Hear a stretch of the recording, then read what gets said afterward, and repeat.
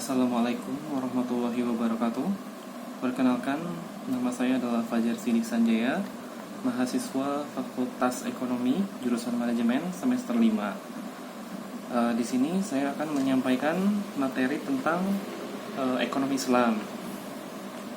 Langsung saja saya mulai. Untuk yang pertama, pengertian ekonomi Islam.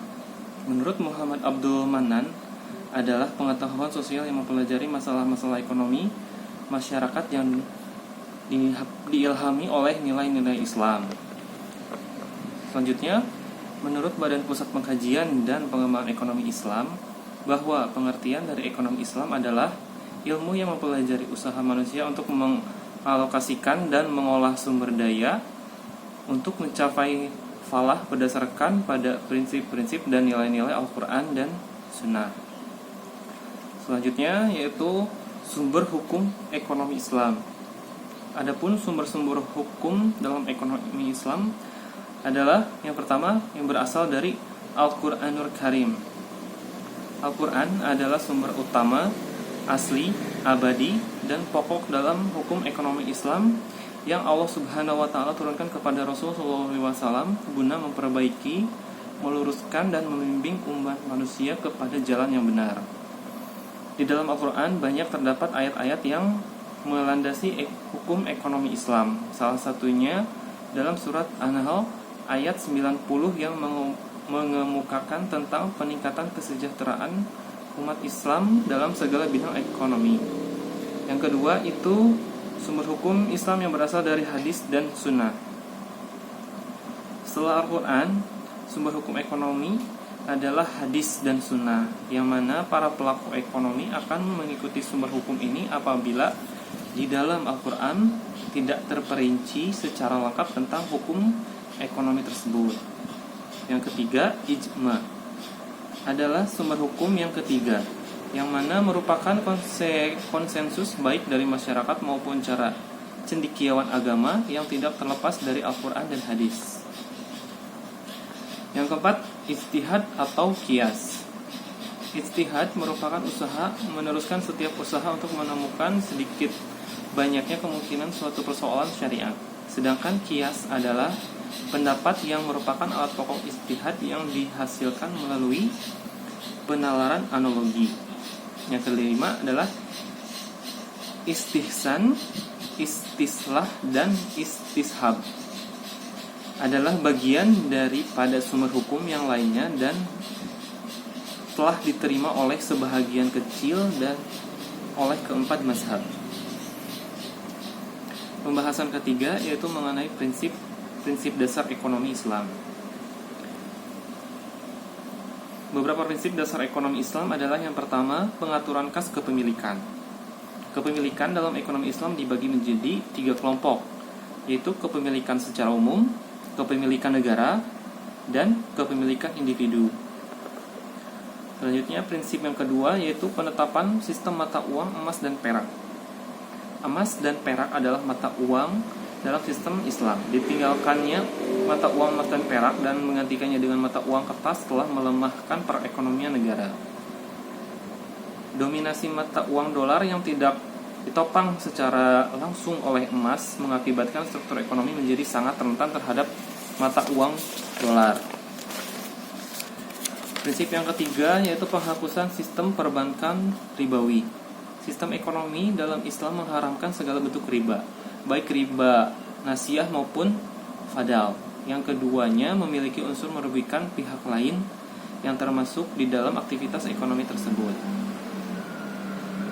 Yang keempat, pengharaman sistem perdagangan di pasar non-real. Sistem ekonomi Islam melarang penjualan komoditi sebelum barang menjadi milik dan dikuasai oleh penjualnya. Haram hukumnya menjual barang yang tidak menjadi milik seseorang seperti perdagangan di pasar non-real atau virtual market. Selanjutnya, sistem ekonomi Islam. Pada sistem ekonomi Islam terdapat beberapa asas sistem ekonomi Islam yang dikemukakan oleh Zulum pada tahun 1983, Az-Zain pada tahun 1981, dan An-Nabhani pada 1990. Ada juga yang terakhir yaitu Abdullah 1990. yaitu yang pertama kepemilikan atau al-makiyah.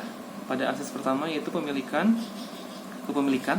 telah diuraikan pada prinsip dasar ekonomi Islam, dan sesungguhnya pemilik kepemilikan harta itu adalah Allah Subhanahu wa taala dan sekaligus zat yang memiliki kekayaan tersebut, seperti dalam surah An-Nur ayat 24 surat ke-33. Yang kedua yaitu pengelolaan kepemilikan atau at-tasarrufi al-milkiyah. Secara garis besar pengelolaan kepemilikan mencakup pada dua kegiatan, yaitu yang pertama pembelanjaan harta, yang kedua pengembangan harta. Sistem ekonomi yang ketiga yaitu distribusi kekayaan di tengah-tengah manusia. Karena distribusi kekayaan termasuk masalah yang sangat penting, maka Islam memberikan juga berbagai ketentuan yang berkaitan dalam hal ini. Mekanisme distribusi kekayaan terwujud dalam sebuah hukum syara yang ditetapkan untuk menjamin pemenuhan barang dan jasa bagi setiap individu rakyat.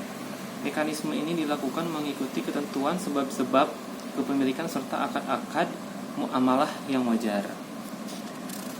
Selanjutnya, pembahasan yang kelima yaitu mengenai perbedaan ekonomi Islam dan ekonomi konvensional. Di sini saya hanya mengambil dua sistem ekonomi. Yang pertama yaitu sistem ekonomi Islam. Pada perekonomian Islam, sistem yang digunakan adalah sistem yang berlandaskan dari Al-Quran, seperti yang disebutkan dari awal. Baik aktivitasnya maupun barangnya, dan ciri lainnya adalah larangan terhadap pengambilan riba, tidak adanya penguasaan tertentu oleh individu. Yang kedua yaitu ekonomi kapitalisme. Sistem ini dikenal sebagai sistem perusahaan bebas. Di bawah sistem ini, seorang individu berhak menggunakan dan mengawal barang-barang ekonomi yang diperolehnya. Sedangkan sifat utama sistem ini adalah menolak nilai-nilai akidah dan syariat. Pengambilan riba, faktor-faktor ekonomi dikuasai oleh individu tertentu secara terus-menerus. Pemodal, bank yang besar mempunyai kuasa yang berlebih dan memiliki unsur mengasas monopoli karena menjadi setiap pemodal untuk menguasai segalanya dan menghapus semua persaingan dengannya. Pembahasan yang keenam yaitu mengenai kontrol dalam sistem ekonomi. Adapun lembaga-lembaga kontrol dan sistem ekonomi yang akan terjamin lurusnya sistem ekonomi menurut arahan yang telah dijelaskan atau ditetapkan dalam syariat. Syariah adalah pertama kekuasaan al-hisbah, yaitu hakim hisbah melakukan kontrol terhadap pasar, timbangan, takaran, dan penipuan di pasar dan tempat-tempat umum serta memonitor sebagai pelanggaran lainnya. Kedua, kekuasaan peradilan. Peradilan menyelesaikan semua perselisihan termasuk penyelesaian finansial dan ekonomi yang kadang muncul dalam muamalah keseharian masyarakat. Yang ketiga yaitu berbagai biro. Berbagai alat untuk mengontrol dan mengaudit aliran harta di Baitul Mal yang berkaitan dengan harta zakat, harta negara, dan harta yang termasuk kepemilikan umum. Biro tersebut menangani kontrol atau pengawasan terhadap pemungutan dan pembelanjaan agar setiap aliran harta terjadi pada tempatnya secara benar. Yang keempat yaitu kekuasaan mazhalim. Mazalim menangani pengaduan yang ditujukan atau diajukan melawan penguasa jika mereka melakukan kezaliman terhadap masyarakat dalam segala kebijakan di segala bidang, termasuk kebijakan finansial dan ekonomi. Nah, kesimpulannya, sistem ekonomi Islam atau dikenal sebagai muamalah adalah suatu sistem yang baik karena berdasarkan wahyu yang jelas dari Yang Maha Kuasa, yaitu Allah Subhanahu wa taala. Namun akhir-akhir ini menjadi complicated disebabkan karena terikut dengan rentak dan cara hidup serta pendidikan barat yang mengabaikan aspek yang paling penting kepada manusia, yaitu pembangunan manusia hakiki berdasarkan paradigma tauhid bagi menuju pengiktirafan Allah Subhanahu wa taala bagi mencapai al-falah atau kemenangan dan kejayaan, dan bukan semata-mata bangunan yang barangkali dialami oleh manusia-manusia yang tandus jiwa dan akhlaknya. Sekian saja materi ekonomi Islam yang saya sampaikan. Kurang lebihnya saya mohon maaf. Saya tutup. Wabillahi taufiq wal hidayah. Wassalamualaikum warahmatullahi wabarakatuh.